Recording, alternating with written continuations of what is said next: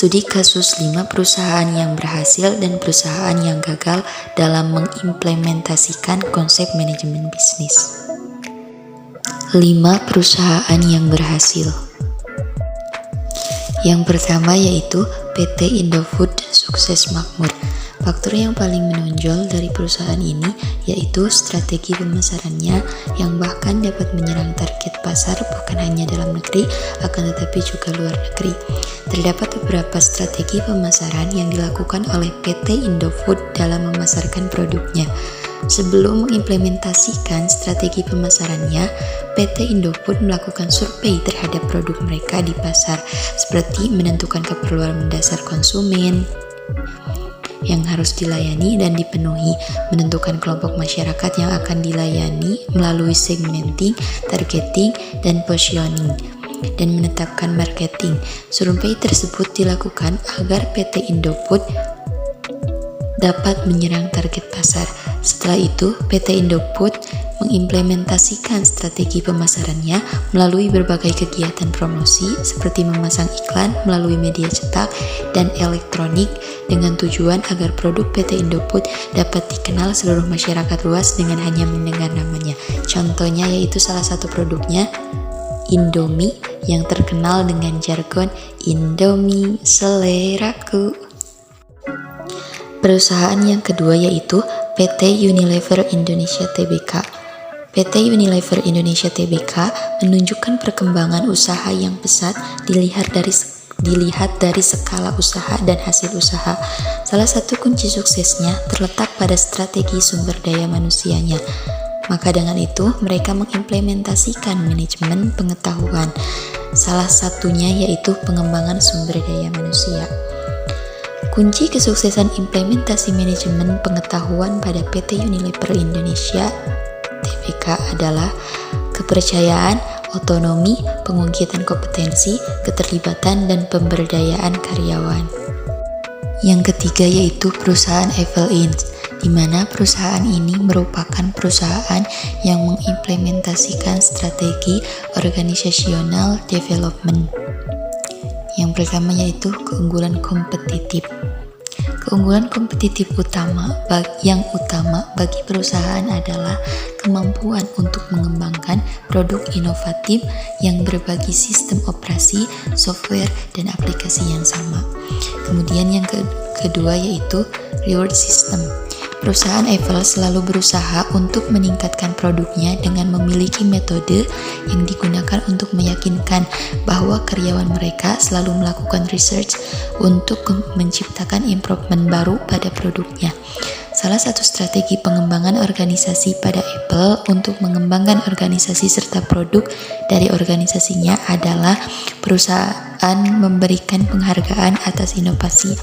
Hal tersebut merupakan budaya dari Apple untuk memastikan bahwa karyawan yang inovatif dan kreatif mendapatkan apresiasi dan penghargaan.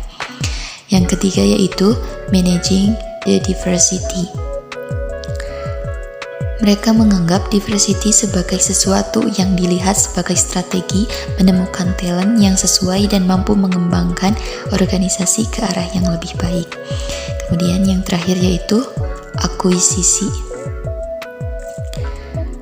Perusahaan Apple menggunakan akuisisi untuk mempercepat ekspansi di bidang yang membutuhkan sumber daya baru agar melihat teknologi tertentu yang membedakannya daripada pesaingnya.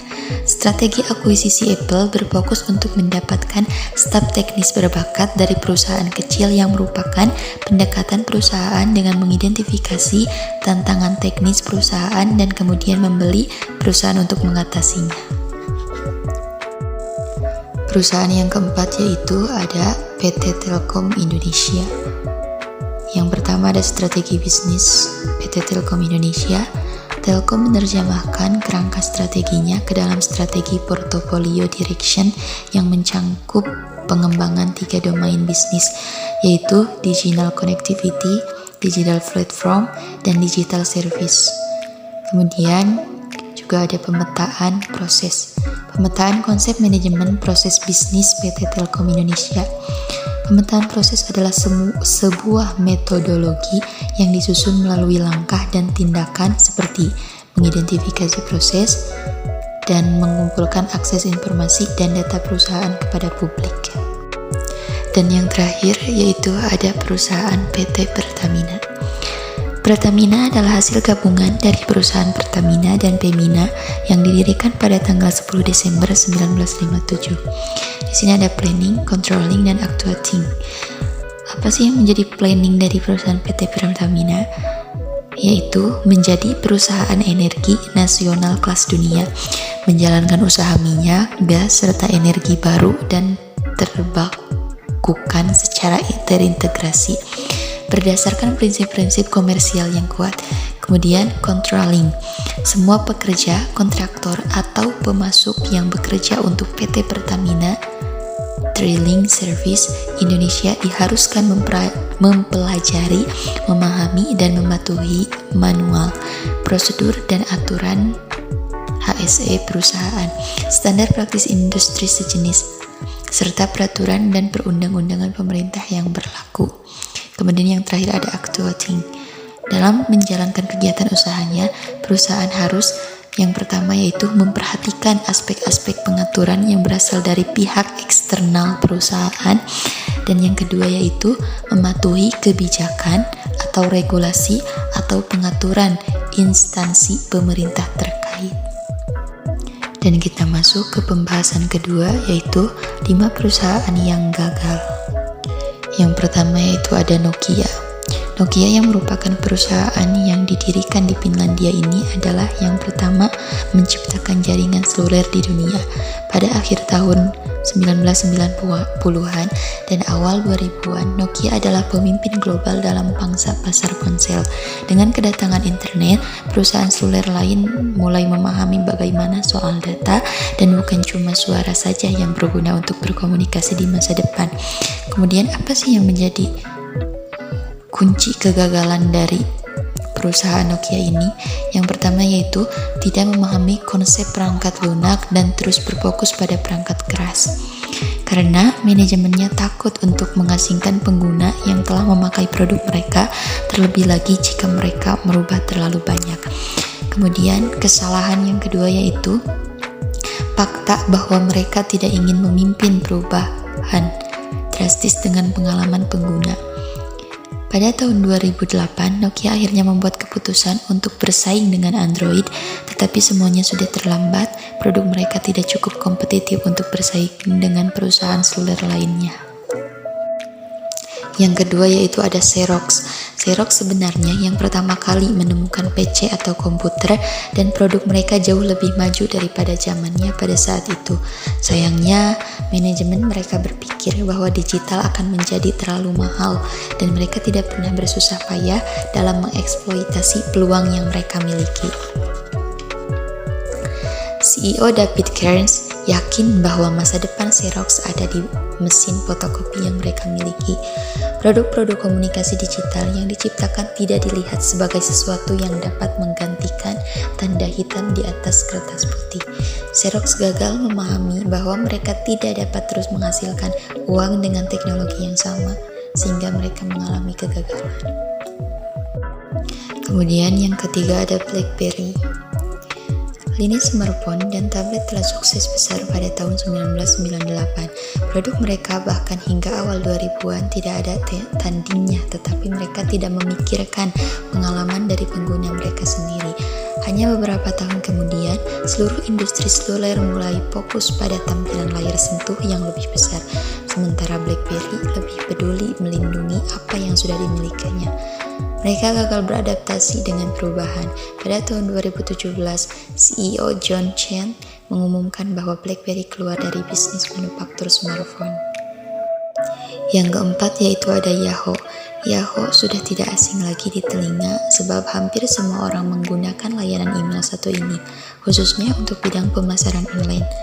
Namun sayangnya, nama besar yang sudah dimiliki oleh Yahoo membuat mereka meremehkan peluang untuk memasukkan mesin pencarian dan lebih memilih hanya berfokus pada menjadi perusahaan terbesar di bidang media dan melewatkan peluang penting. Akibat merasa nyaman yang tidak mau mengambil peluang, Yahoo pada akhirnya harus kalah bersaing dengan Google yang kini sudah menjadi perusahaan raksasa yang terus melakukan inovasi dan kreasi dalam bidang teknologi. Yang terakhir ada MySpace. Sebelum kehadiran Facebook mampu membuat banyak orang ketagihan bermain media sosial, sebelumnya media sosial inilah atau MySpace yang menguasai pasar dengan berbagai fitur saat itu sangat digemari oleh banyak orang. Namun sayangnya, pertumbuhan Facebook yang kian cepat dan terasa signifikan berhasil mencuri sebagian pengguna MySpace yang menyebabkan kerugian yang cukup besar. Walaupun sudah mengubah arah ke media musik dan hiburan di tahun 2011, tapi sayangnya strategi tersebut masih kurang mampu mendongkrak popularitas MySpace agar dapat kembali jaya seperti dahulu kala. Dan untuk pembahasan terakhir yaitu pengimplementasian fungsi-fungsi manajemen, diantaranya itu planning, organizing, actuating, dan controlling. Yang berhasil mengimplementasikannya, saya mengambil 5 perusahaan. Yang pertama yaitu PT Indofood Sukses Makmur Tbk, yang kedua PT Unilever Indonesia Tbk, yang ketiga perusahaan Evil Eats, yang keempat PT Telkom Indonesia, dan yang terakhir yaitu PT Pertamina. Kelima perusahaan ini berhasil mengimplementasikan fungsi-fungsi manajemen yaitu planning, organizing, actuating, dan controlling. Contohnya, perencanaan strategi pemasaran yang dilakukan oleh PT Indofood yang mampu menyerang target pasar bukan hanya dalam negeri, akan tetapi sampai ke luar negeri dan mampu bertahan hingga sekarang. Juga PT Unilever Indonesia yang menjadikan sumber daya manusia sebagai kunci suksesnya, karena strategi perencanaan terletak pada sumber daya manusianya. Begitupun dengan ketiga perusahaan lainnya. Mereka bukan hanya berhasil dalam mengimplementasikan fungsi-fungsi manajemen, akan tetapi mereka juga mampu memaksimalkan sumber daya yang dimilikinya. Mereka juga memiliki inovasi dan kreativitas sehingga dapat beradaptasi dan bersaing dengan perusahaan lainnya. 5 perusahaan yang gagal dalam mengimplementasikan fungsi-fungsi manajemen. Yang pertama yaitu Nokia, yang kedua Xerox, yang ketiga ada BlackBerry, yang keempat Yahoo, dan yang terakhir yaitu MySpace. Kelima perusahaan ini gagal dalam mengimplementasikan fungsi-fungsi manajemen. Penyebab kegagalan perusahaan besar ini diakibatkan oleh beberapa penyebab. Yang pertama yaitu kurangnya perencanaan dalam strategi, kurangnya inovasi dan kreativitas, tidak mau mengikuti pasar atau perkembangan teknologi, hingga terlalu percaya diri dengan nama yang mereka punya sehingga mereka mengalami kegagalan.